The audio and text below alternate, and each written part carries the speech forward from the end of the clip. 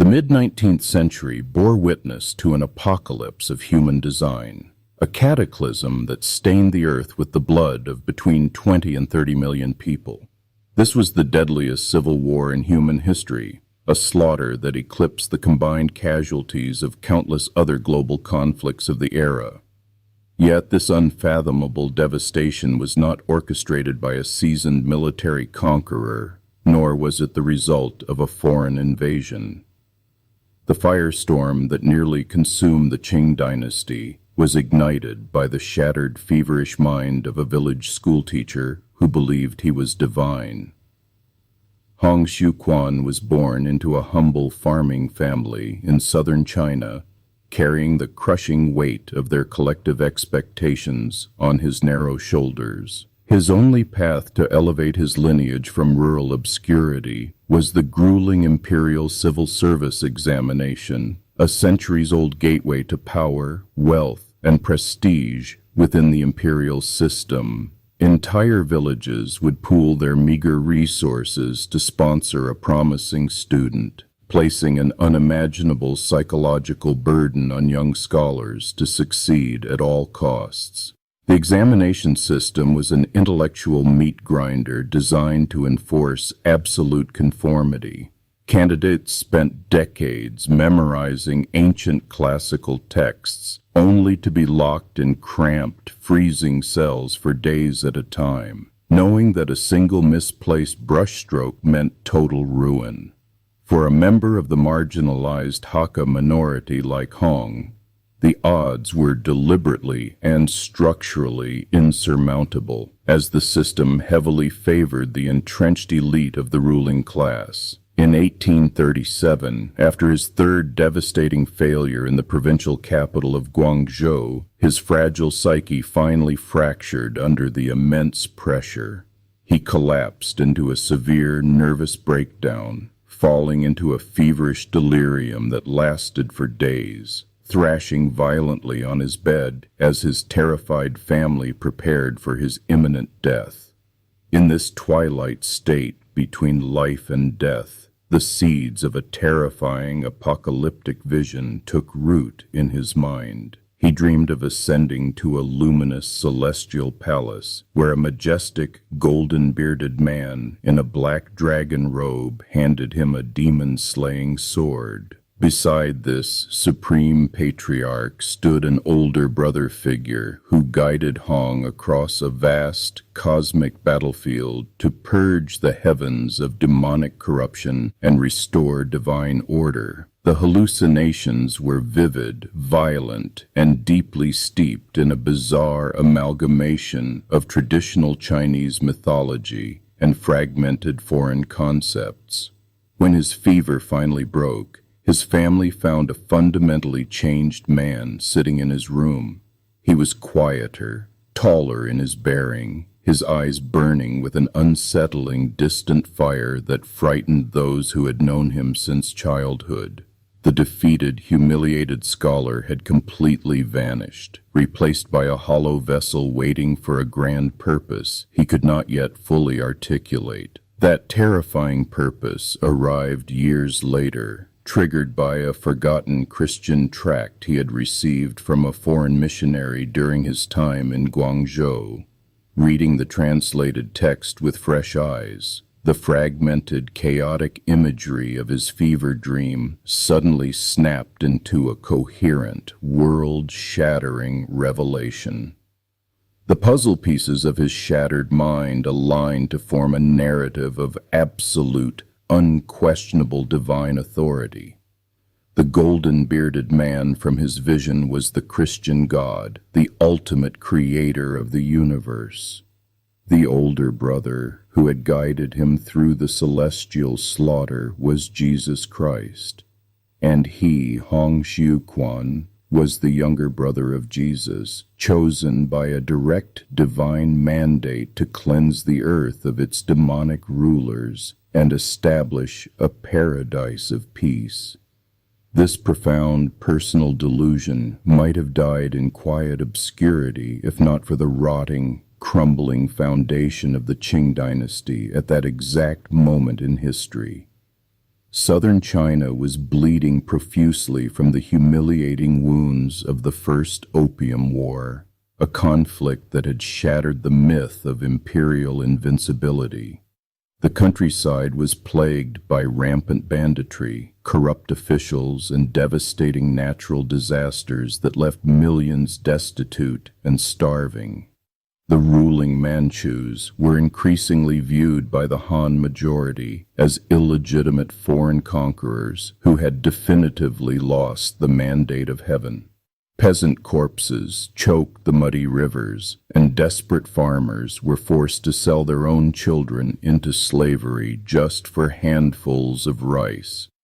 This created a massive powder keg of societal despair, an ocean of dry tinder waiting for a single fanatical spark to set the entire empire ablaze. Hong provided that apocalyptic spark by weaponizing his newfound theology. He began preaching among his fellow Hakka people, a marginalized ethnic group fiercely protective of their identity and deeply aggrieved by decades of local discrimination and violence.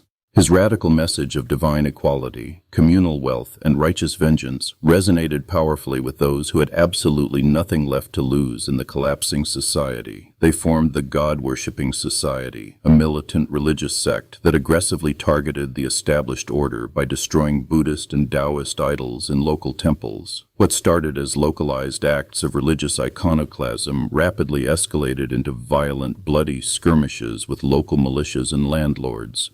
This transformed a fringe religious revival into a heavily armed, highly motivated insurgency fueled by holy wrath.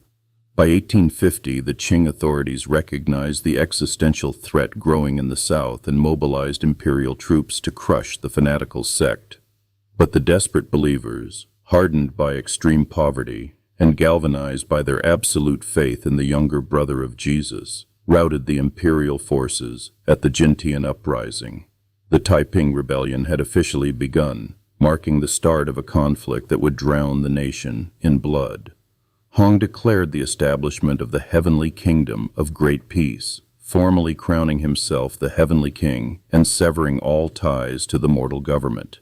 He ordered his followers to cut off their traditional Manchu queues and grow their hair long, a highly visible act of treason that carried an immediate death sentence. This bound his followers to the rebellion by the absolute threat of execution, ensuring there was no turning back. The Taiping army quickly became a massive migrating city of the dispossessed and the damned. As they marched relentlessly north toward the wealthy heart of the empire, they absorbed hundreds of thousands of disenfranchised miners, river pirates, and starving peasants. The movement swelled into an unstoppable tide of religious zealots, transforming from a localized uprising into a formidable military juggernaut. Their brand of holy warfare was absolute, uncompromising, and deeply merciless. Imperial officials, wealthy landlords, and anyone deemed a demon by the Taiping leadership were slaughtered without hesitation, their properties seized for the divine treasury. The rivers literally ran red as the rebel war machine ground its way through the fertile Yangtze River Valley, leaving a trail of ash, bone, and ruined cities in its wake. In 1853, the gathering storm finally broke upon the ancient, heavily fortified walled city of Nanjing. The Taiping forces breached the massive defenses, unleashing a horrifying bloodbath as they systematically massacred the entire Manchu garrison and their families. This merciless slaughter of tens of thousands of men, women, and children cemented their dark reputation for apocalyptic violence and uncompromising terror. Nanjing was promptly renamed Tianjin, the heavenly capital, and transformed into a radical, totalitarian theocracy under Hong's absolute rule. He abolished all private property, implementing a communal treasury where all wealth, food, and resources were strictly shared among the believers. It was a utopian promise of total equality, but it was brutally enforced by the sharp edge of a fanatic's sword. The societal restructuring within the walls of the heavenly capital was incredibly draconian and strictly enforced by secret police. Men and women were completely segregated into separate military barracks, tearing apart families and married couples, with any unauthorized sexual intercourse punishable by immediate beheading. Yet, the Heavenly King and his elite inner circle maintained massive, opulent harems, a glaring hypocrisy masked by claims of divine privilege. Behind the towering, heavily guarded walls of his new palace, the visionary leader began to slowly rot from within. Hong completely withdrew from the daily governance and military strategy of his vast new empire, plunging deeper into isolation and profound religious mania. He spent his days writing endless, disjointed theological decrees and poetry, while his ambitious generals were left to fight for control of the movement. This dangerous vacuum of leadership at the very top bred lethal paranoia and fierce rivalries among the Taiping elite. Hong Xiuquan, the Eastern King, and the brilliant military mastermind behind their greatest victories, began claiming that the Holy Ghost spoke directly through his body. He used these convenient divine trances to challenge the supreme authority of Hong, demanding absolute submission from the younger brother of Jesus.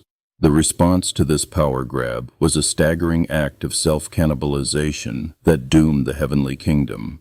In 1856, Hong orchestrated the brutal assassination of Yang in the dead of night, unleashing a massive, bloody purge throughout the capital. Tens of thousands of his own most loyal soldiers, commanders, and their families were slaughtered in the streets of Nanjing to eliminate any lingering threat of treason. This horrific internal bloodbath permanently crippled the Taiping military machine, just as the empire was mobilizing against them. The movement lost its most capable, battle-tested leaders, and the initial fervent promise of righteous liberation curdled into a suffocating atmosphere of terror.